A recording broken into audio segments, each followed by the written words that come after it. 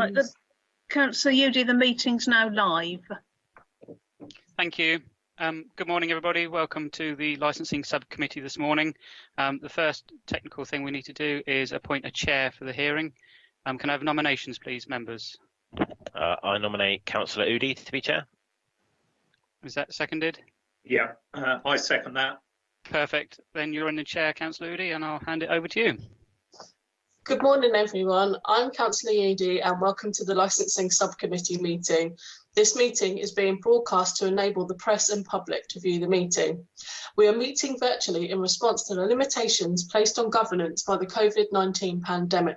Until recently, the law generally stated that all members had to be present in the room to make formal decisions at meetings, although it is arguable that this didn't apply to licensing committee hearings under the Licensing Act 2003.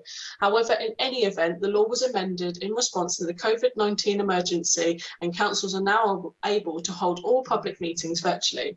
For the purposes of this meeting and having been advised by the City Solicitor, I can confirm that the hearing shall be run pursuant to Section 78 of the Coronavirus Act 2020, regulations made thereunder, and the Licensing Act 2003, regulations 2005, which enable the authority to establish its own procedure.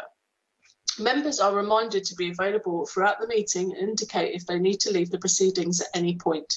All three members must be present at all times to be quorum.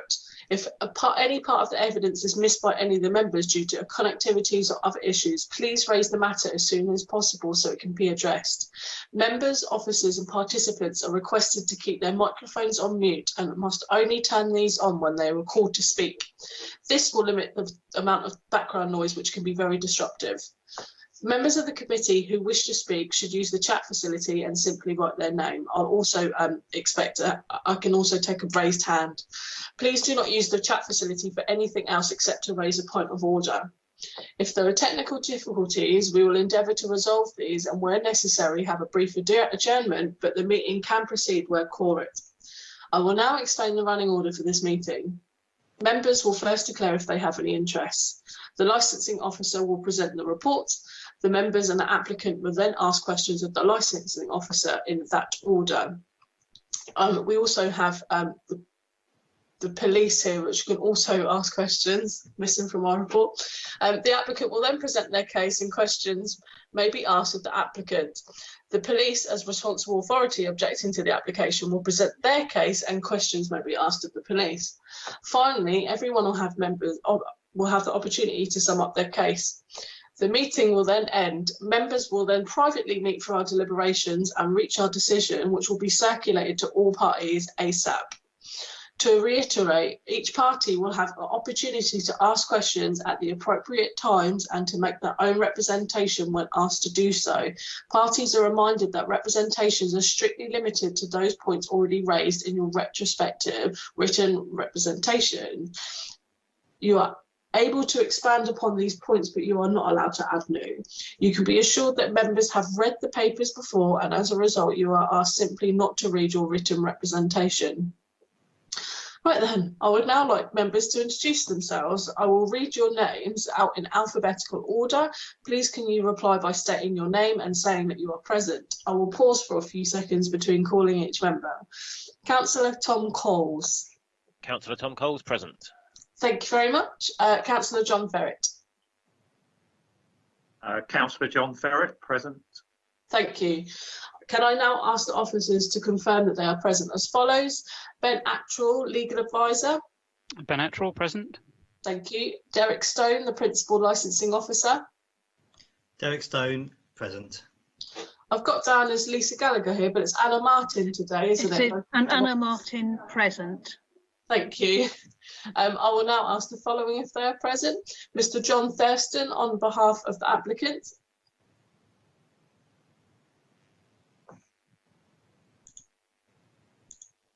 I can see you. You're on mute, John. I do apologise. It's Mr. John Henry Thurston, but present. Thank you. Thank you. Sorry, I'm just going to switch back to my other bit of paper. Miss Jill Norman's not here, is she? But I've got them written down in my list because I've not seen her here. But PC Jason Pearce, Hampshire Police. Yes, present. Thank you very much. I will now move on to agenda item 2, declarations of members' interest. Do any members have any interest that they would like to raise? No, I have no interest. No interest from me. Only a slight side note that a very, very long time ago, I briefly worked for Clarence Pier, but it was over 16 years ago and it was for a summer, so I have no interest. Thank you very much, members. I will now move to agenda item number 3 to consider the application for the temporary event notice, consideration of an objection notice, Clarence Pier Oktoberfest 2020, which is 3 weekend events. Mr. Stone, would you like to take it away?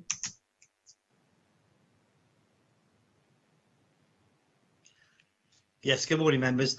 The purpose of this hearing is for the committee to consider an objection notice given by a relevant person, namely the Chief Officer of Police, in respect of 3 temporary event notices received by the Licensing Authority under our reference of 02607, 02608 and 02610. The 10 submitted by Jill Norman, you may feel, on their first submission lacked any detail and originally stated 499 persons attending, and the risk assessment was also lacking any detailed information. Naturally, the police had concerns and objected to the applications, and you'll hear from PC Pierce shortly. The applicant was advised regarding the police objection and several days later submitted more information, actually limiting the event to 75 persons, so a reduction of 424 from the original submitted applications. Together with additional information, and further information was provided on the 8th of September, that being a social distancing and COVID prevention plan and 3 site plans. Then on the 9th of September, a revised risk assessment was submitted, which you all received copies of on Thursday before the Friday meeting, which had to be abandoned. The applications relate to 3 tens, as you said, for an Oktoberfest event over 3 weekends of the 9th of October, 16th of October and the 27th of October. This will be a German beer style event at Clarence Pier, Southsea, and Mr. Thurston will be able to give you more information shortly. Attached to Appendix A to my report are the applications, and members, in my report it sets out the process for applying for a 10, who can object, and the process for how a hearing must be held to determine the matter. As you know, the Chief Officer of Police or Officer of the Council exercising environmental health functions may intervene to prevent a proposed 10 event from taking place on any or all of the 4 licensing objectives. They have 3 working days following receipt of the 10 to give an objection notice. If satisfied that allowing the premises to be used in accordance with the notice, it would undermine a licensing objective, and they must give reasons to support any concerns. However, at any time before a hearing is held, the relevant person may, with the agreement of the premises user, modify the 10 to address any concerns. If that is done, then the objection notice is treated as being withdrawn. The Chief Officer of Police has submitted an objection notice, which you have attached at Appendix B. Members, when determining the objection notice and whether to issue a counter notice, the committee must have regard to the promotion of the licensing objectives, the Licensing Act, the statutory guidance issued by the Secretary of State in accordance with Section 182 of the Act, the representations, including supporting information presented by all parties, and the human rights of all parties concerned to ensure both a fair and balanced hearing, and to consider, if necessary, any public sector equality matters. Any application will be considered on its individual merits. Equally, any person permitted by the Act to make relevant representations to the committee will have those representations considered on their individual merit. Members, Chapter 7 and paragraphs 7.1 to 7.40 of the updated statutory guidance by the Secretary of State are relevant to the consideration of 10s, and in particular 7.34, where a standard 10 was given, the licensing authority must consider the objection at a hearing before a counter notice can be issued.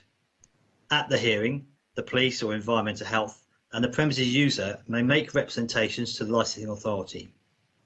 In this case, as there's no existing premises license at the venue, you're not in a position to add conditions. Therefore, you either allow these the events to take place or issue a counter notice to prevent the event going ahead. After the hearing, the representations and having regard to the objection notice, the committee must then give the premises either grant of the TENS or issue a counter notice to prevent the event from taking place. That's all I need to say at this time, members. You'll hear from PCP, so Mr. Thurston, and it's over to you. Thank you. Thank you very much, Derek. Members, questions? Councillor Coles, any? Sorry to leave on the spot quickly. No questions from me at this time. Councillor Ferret, any questions? Yeah, just one to Derek. Derek, you mentioned, I think that last paragraph you read out about environmental health. This seems to me clearly there's public health issues here. Are those covered by the environmental health in terms of when they're given an opportunity to comment on this? So you broke a little bit. I think your question was, are environmental health informed of these notices?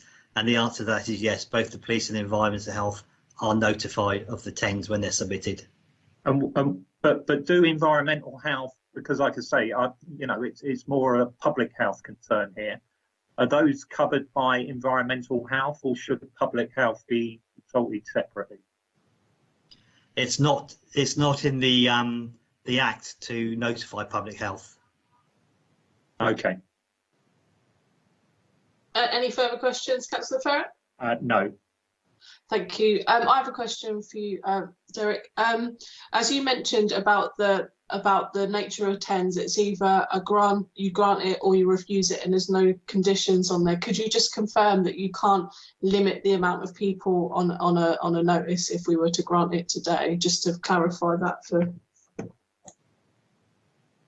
Sorry, Councillor, you broke. Was that to me or was it to Ben? No, it's to you, because I know that you'll be able to answer it. I didn't hear the question again. Can you repeat it? If we were to I'm not getting you, Claire. I'm sorry. That's sad. I can ask it to Ben instead. It's fine. Are you there, Ben?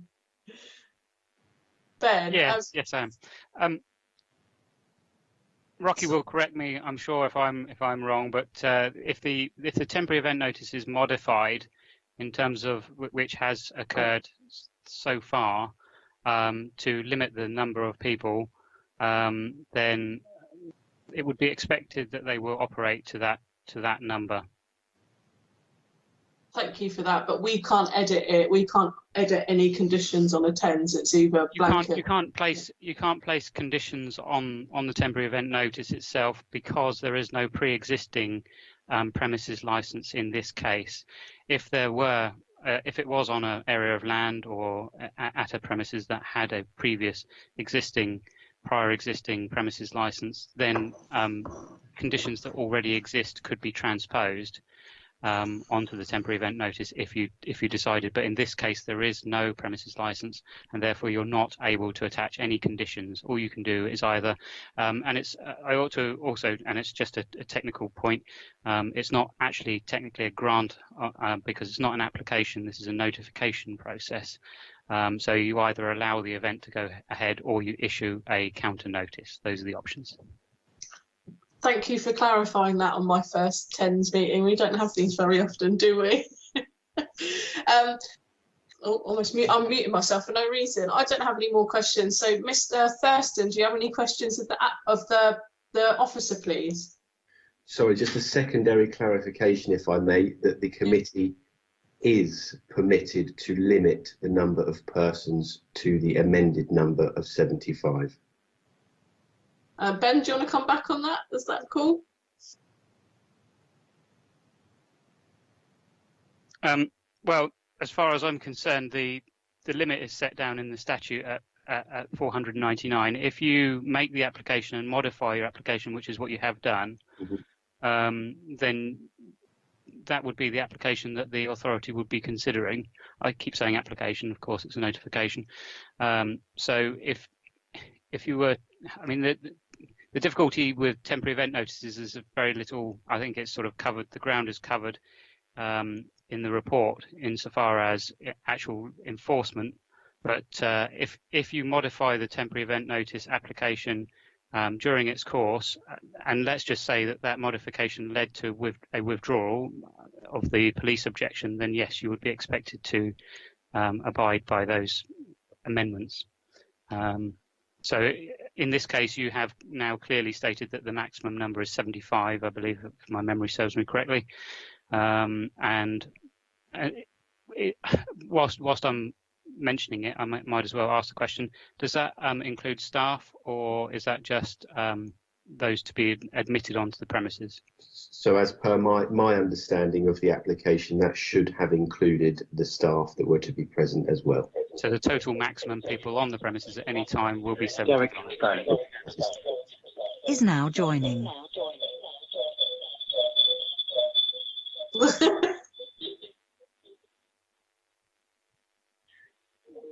Sorry, Chair, I've had to come in via my phone because I keep losing the conversation.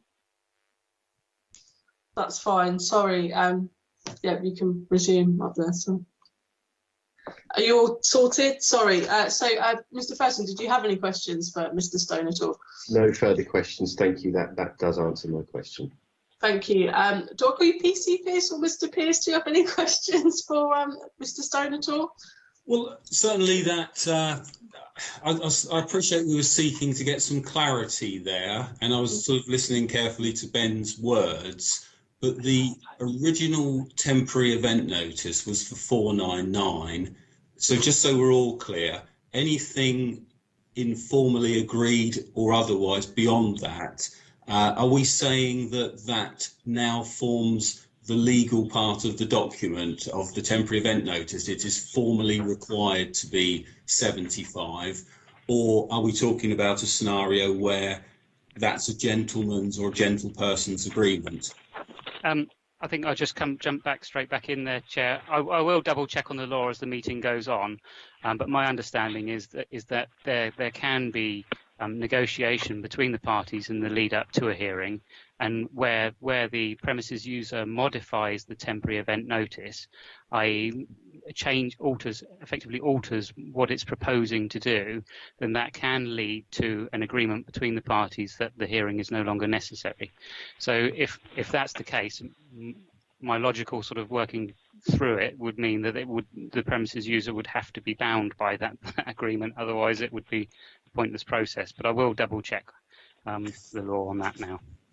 Chairman, can I just come back in there? As I saw it, the temporary event notices were as written, and what we have had since then is a written undertaking by the applicant to declare what they intend to do. I'm not sure how that document forms part of the original temporary event notice applications. As I see it, it's an informal undertaking.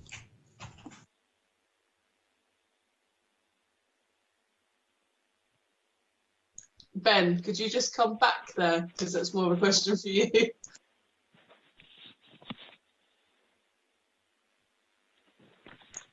Sorry, did you hear me then, Ben? I'd say that was a question for you. You're on mute.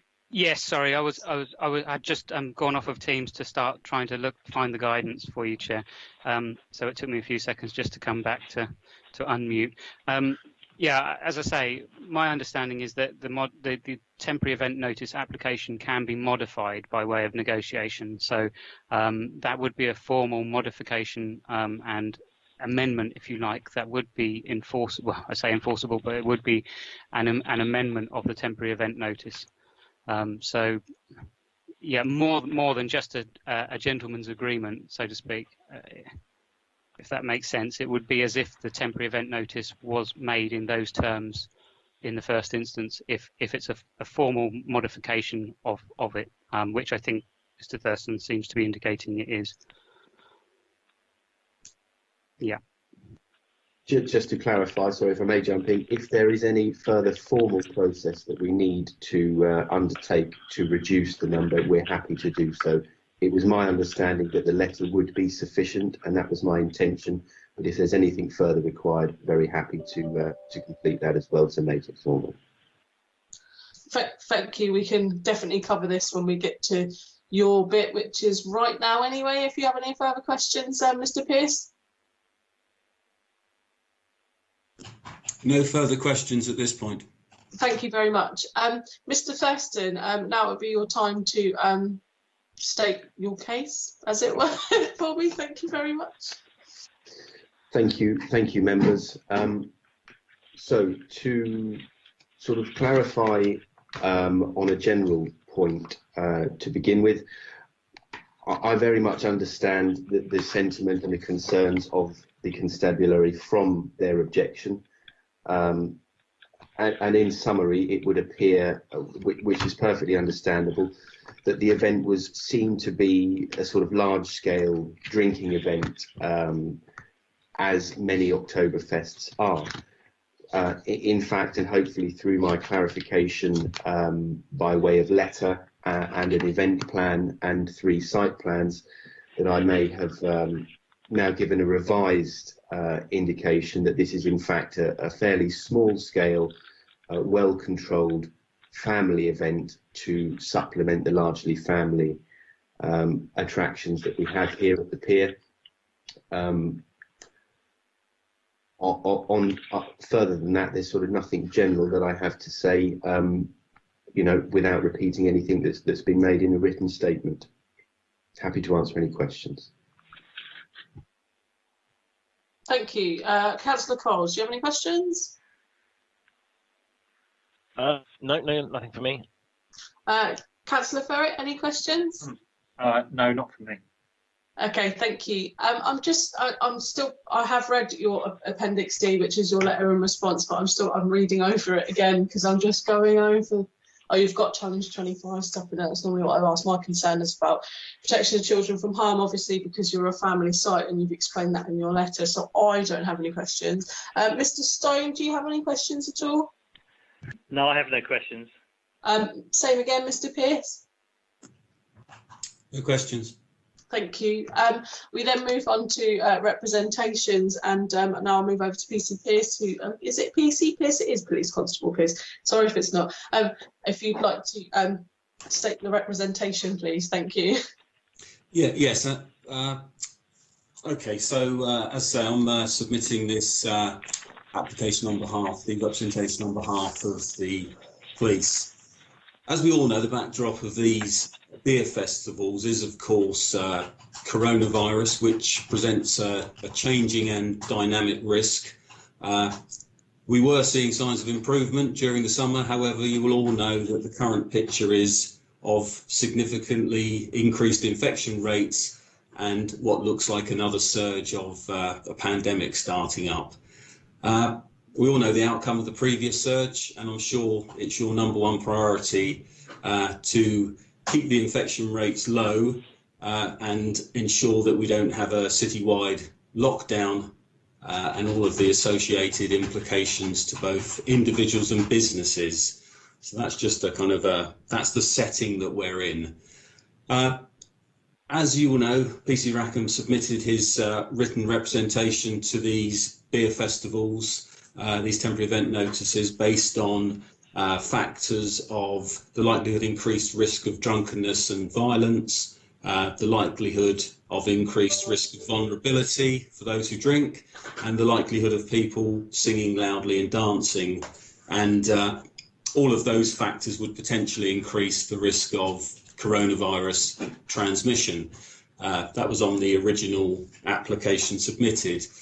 There was a lack of detail within the temporary event notices and risk assessment upon submission. There was no real clarity on how the specific aspects of the event would be managed. And as a result, the representation was submitted. Sure, you've all read through the response by the applicant, which, as we've discussed, pretty much as I saw it, was a written response that's not legally binding. It was an informal undertaking, so it will need to be clarified that if any permission is granted today for the original 10s, will it be technically for up to 499 people, or potentially 75? And I'll get to that 75 point in a moment. And you also know that you can't add conditions to the 10s. So if you are of a mind to accept the written response by the applicant, I would point out, looking at the document, it's not actually clear regarding the numbers attending. I appreciate the words said today, but we have a temporary event notices submitted, which are the first documents. Then we have this written undertaking, and now third hand, we have a verbal. Now, the actual document submitted by the applicant says, it actually says, it quotes in it, the reduction of the capacity of the seating areas from 499 to 75. Now, I'm not sure if the seating area capacity means the total permitted numbers of people attending will be 75 for the whole event, or if there will be 75 people seated with other people permitted to stand. That detail isn't in the document. It's not overly clear and is open to interpretation. Adding to that, if you look at the latest risk assessment on page 11, that kind of adds to the confusion to some extent, where it says the number of customers that can reasonably, it says following, but I'm sure it means follow, the number of customers that can reasonably follow social distancing at the venue shall be calculated and not exceeded. So again, that just adds to that sort of slight greyness there. It does seem like there's a dilution from the original document down to the secondary document to the verbal. Where are we? So moving on, yeah, the follow-up response by the applicant doesn't give clarity on the type of music to be played, so leaves the presumption of a traditional Oktoberfest music, which would encourage dancing and chanting. That's very normal. We can't see how the event organiser will seek to take away the elements that effectively make up what is an Oktoberfest German beer festival, and we presume that they will not take away those elements. In the report, the event organiser does state that they have vast experience of events, but this will not be in the context of a pandemic, so any impression that they've done all of this before will not actually be accurate, as said in the written report. Now, the follow-up response, the written response by the applicant, states at the bottom of page 1 that the police representation has given the appearance of a large-scale drinking event, which I think Mr. Thurston mentioned earlier. It goes on to say, in fact, we only seek to add a small family-based offering of alcohol, authentic German food, a friendly and safe atmosphere to largely family visitors.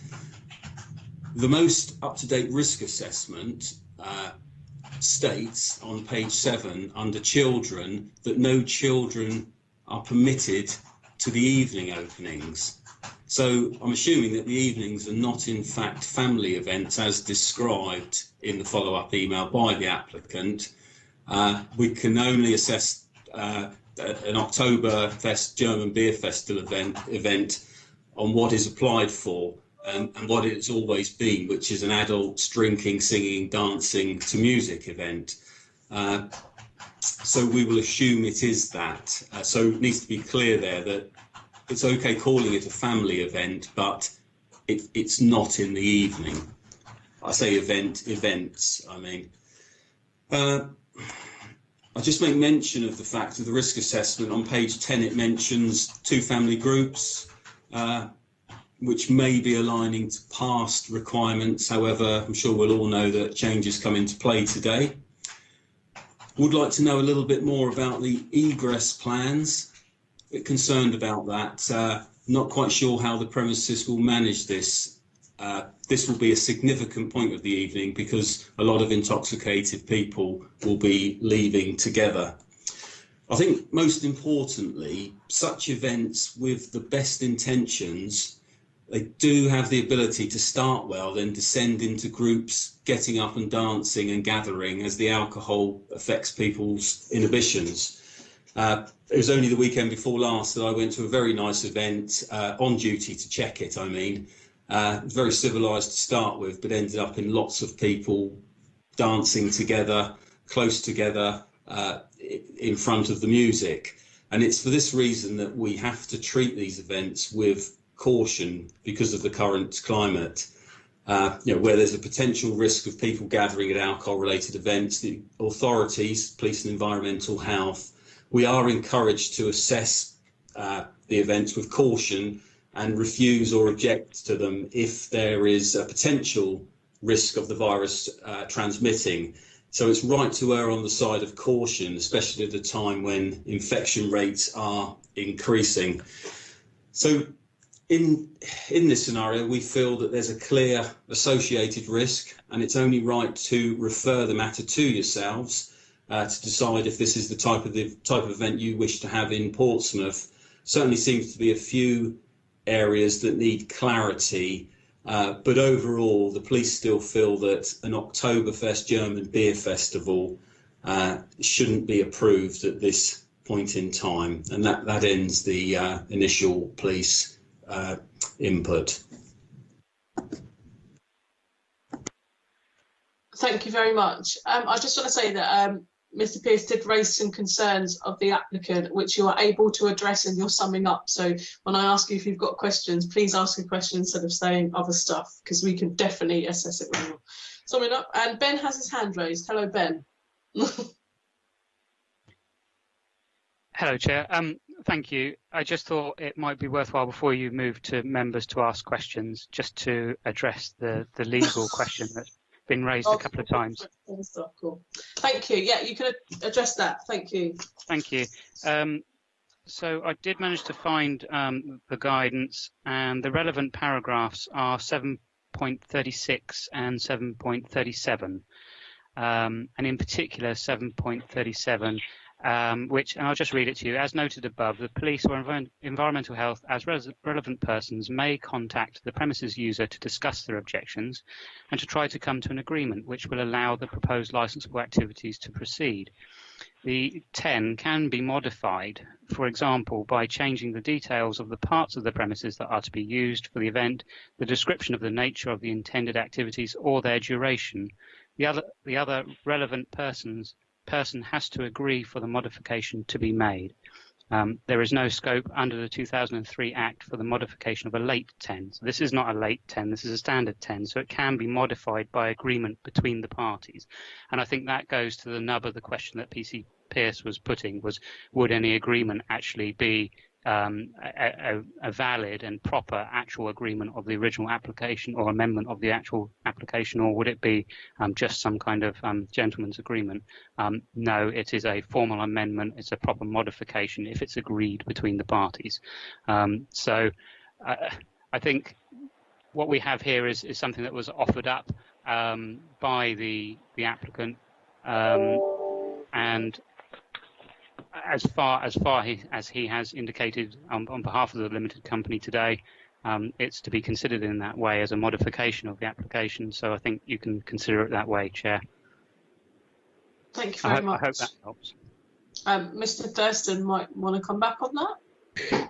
Yes, thank you very much. That is the case, and I do have a few very brief responses to those further concerns that were just raised by the constable there, if I'm permitted. I'm saying that it would be during summing up at that point, so you can ask questions of the constable, but at the end we can sum up and you can address those points perfectly, because we've got to move on to questions first. No. Ben, you were trying to... Yeah, I was just going to say you might want to ask the members if they've got questions first, but if there's anything in response to the legal point that I've raised, Mr. Thurston, at this stage. No, thank you. Okay, perfect. Could I ask a question? Sorry for jumping in, but I haven't got hand up facility of you, Ben. Yes, absolutely. Yeah, looking at your words, I'm sort of a bit of a devil's in the detail. You say the police or environmental the guidance says the police or environmental health may contact the applicant. Yeah. So it assumes that we may go to the applicant in the first instance to discuss potential modifications that suit our needs. This isn't what has happened in this scenario. It isn't that way around at all. We have been presented with another set of options by the applicant, or another set of measures by the applicant. We haven't presented that to the applicant for the applicant to agree or disagree. I think that's quite important. I just make mention of that on a legal. No, I think that the subcommittee can take note of that fact and attach weight accordingly. And I think probably what the members will want to know is what issue, if the subcommittee were to accept the changes that the applicant is saying they will implement as a modification as such, what issue the police would have with the event if it were to run entirely in accordance with that modification.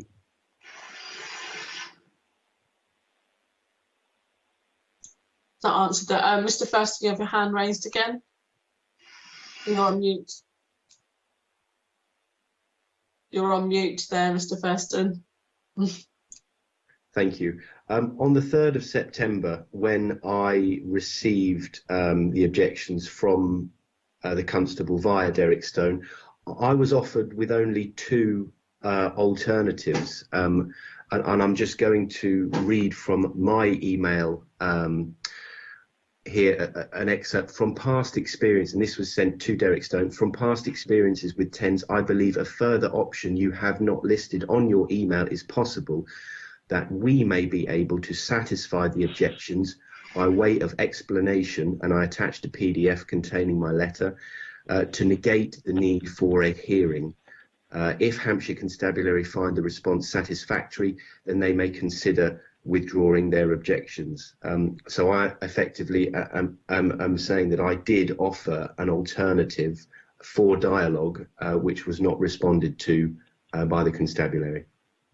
Yeah, I'd assume that's the evidence that we in front of us right now. Ben, did you want to just come back on that? I'm quite clear of what's happened here, and maybe TENS might be dealt a little bit differently in future, but we don't get many TENS refusals. They're about 99% accepted, aren't they, under... Yes, generally as a matter of course, unless there's some specific objection, they will go through without the subcommittee being involved. There's not really anything else that I can add, I don't think, at this stage, unless you have specific questions. Thank you. I'm going to move to members' questions now. Members, do you have any questions for Mr. Pearce? Nothing from me. Anything for you, Mr. Ferret? Councillor Ferret? Yes, PC Pearce, you clearly have mentioned the context in which this application is being made in respect to COVID-19. Now, there are new laws coming in today. I'm not sure if the government have actually published them yet, but clearly they've been announced in terms of the rule of 6. I defy anyone really to understand what the rules were and what the rules are surrounding this, but hopefully the police are aware of what they are if they're being called upon to enforce them from today. So how does the rule of 6 and the regulations that are being announced today, how does that change this application? How does it change what's being proposed, if indeed it changes it at all? Yeah, in your own words, this is difficult to fully understand. We haven't been given detailed information of interpretation at the moment, but the reason for myself mentioning it was that in the report by the applicant, it clearly makes reference to the previous legislation where it talks about 2 family bubbles that being there, where now that legislation's going, or that guidance is going to change to legislation where this rule of 6 is going to come in for indoor events. I mean, I can give you my interpretation of the legislation, but the point I was making was on the point of it's not now 2 family groups, it's different now.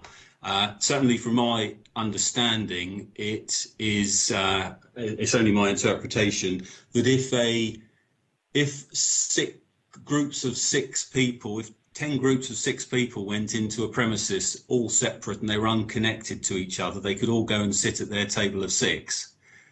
If a group of 60 went in together as a party, they couldn't do it, and they all, even if they all sat at separate tables of 6. That's my simple understanding of the basics of the legislation. So in some ways, oddly, on that point, the government have actually made it easier for people to gather in groups of 6 from different households than they had before. So it's possibly a relaxation rather than a tightening of the legislation on that point.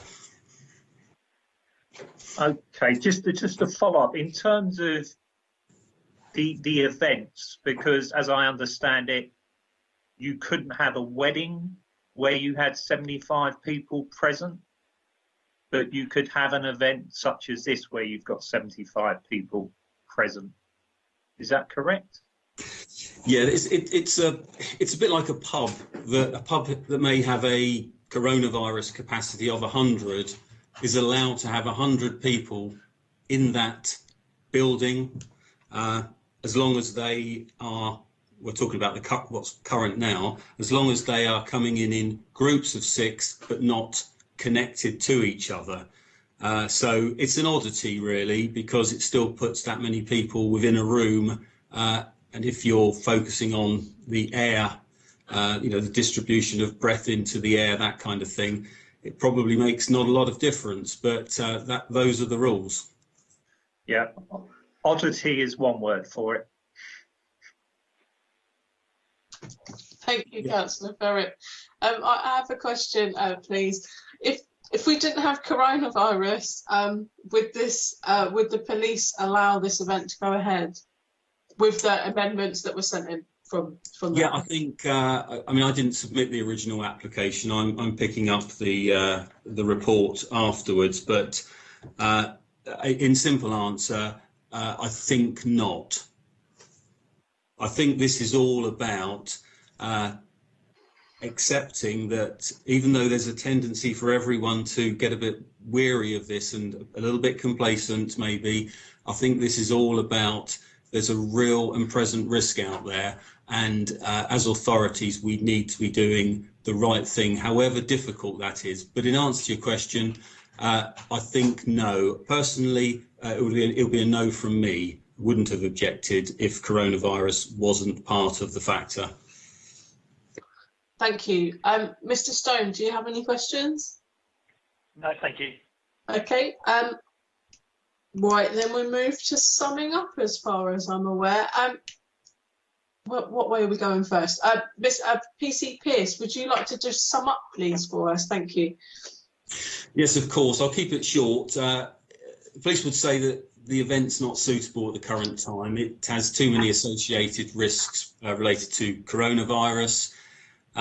It's not just a family event as purported to be in the document. It is an adult event in the evening, and however you look at that, we all know what an Oktoberfest event is. It can't be something different to what it is, which is German music, German beer festival, singing, dancing, drinking. Doesn't fit with coronavirus, unfortunately. But ultimately, we would simply say that we're just raising those points to you for you to make a decision on what image you wish to portray for the city of Portsmouth at this difficult time.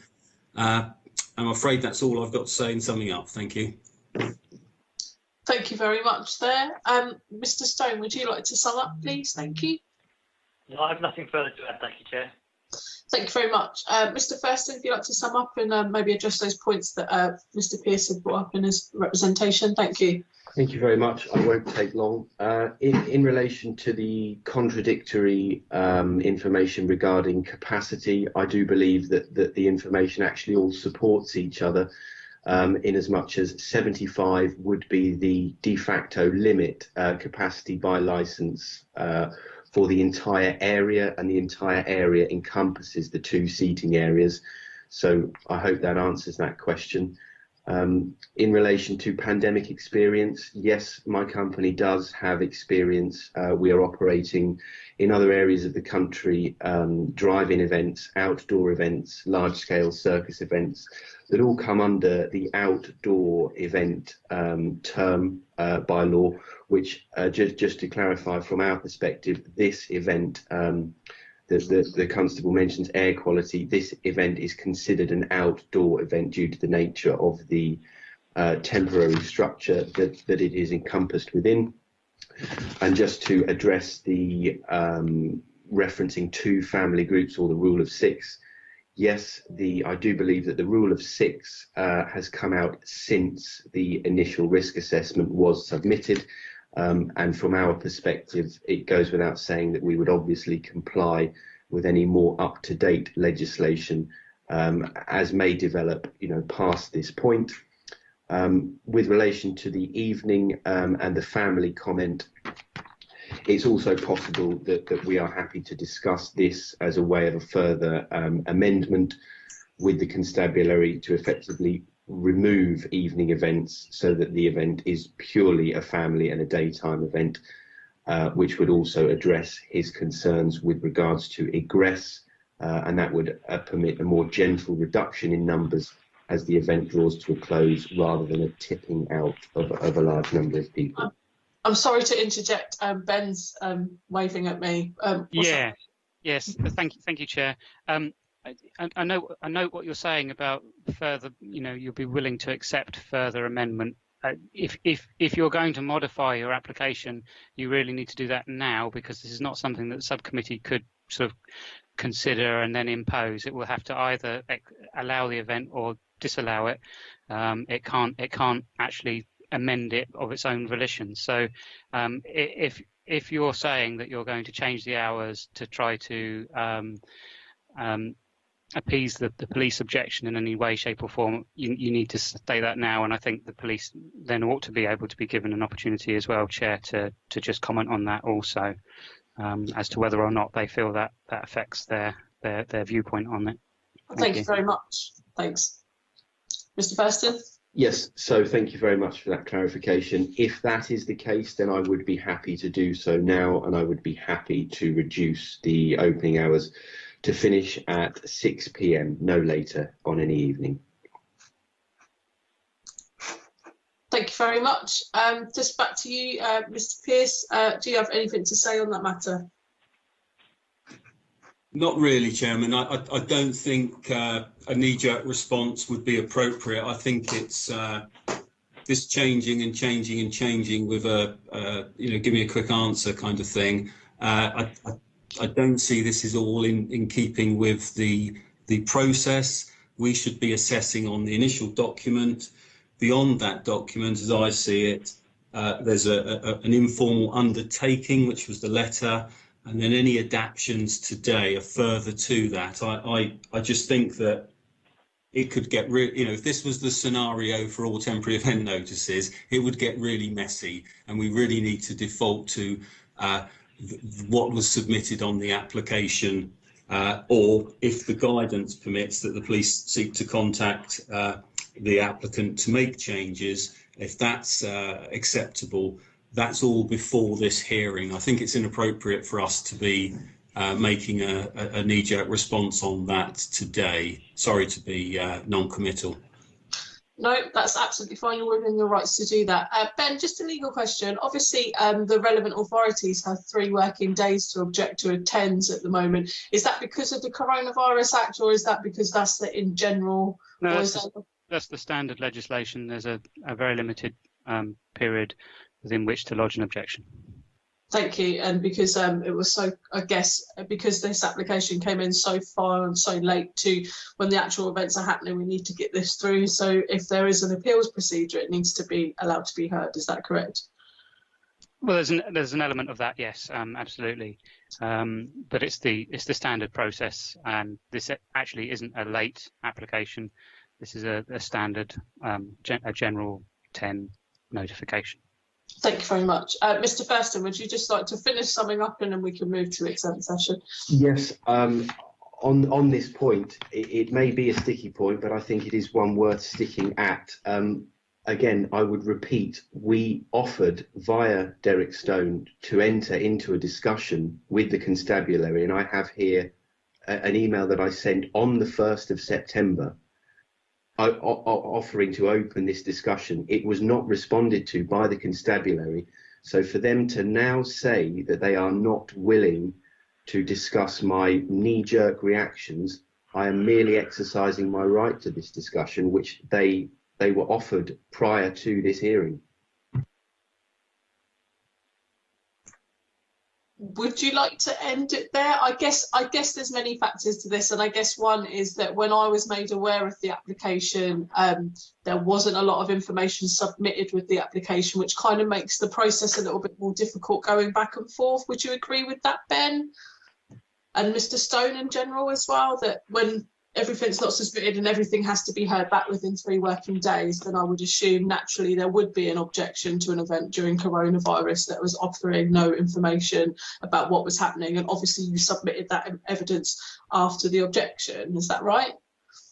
That's what's happened, Chair. There seems to have been a lack of negotiation that's followed, and it is the way it is. So there's nothing that can be done to change that now. I would like to, Sorry, Chair, may I, just as we're being sort of maybe accused of a lack of negotiation, yes. I think it's only fair that I can just say the point that, as we saw it, it's based on the original temporary event notice. Anything after then, without us going to the applicant, is informal agreements, and we based our lack of mediation engagement on the fact that this was all going to be informal, and we didn't think that was appropriate in the current circumstances. Thank you very much. I think we can all agree that we've kind of reached some kind of agreement over what happened during the process of this meeting, but I can assure you, Mr. Thurston, that during our deliberations that we will look at all the evidence that is before us and make a reasoned decision today. Thank you very much for all your time, and thank you, PC Pearce, for coming in today. Members, we're going to end the live stream now, and we'll meet in exempt session. We should get the decision over to you On that email, by the end of the day by email. By Mr. Stone will email you promptly. Hopefully it shouldn't take too long. Members, I'll see you in about 5 minutes. I'm going to make a coffee. Okay, so we'll formally end the meeting now and stop the live stream. Yeah, that's it. Thank you, Right, okay. everyone. Thank you. Have a nice day, because it's going to be hot. See you. Bye.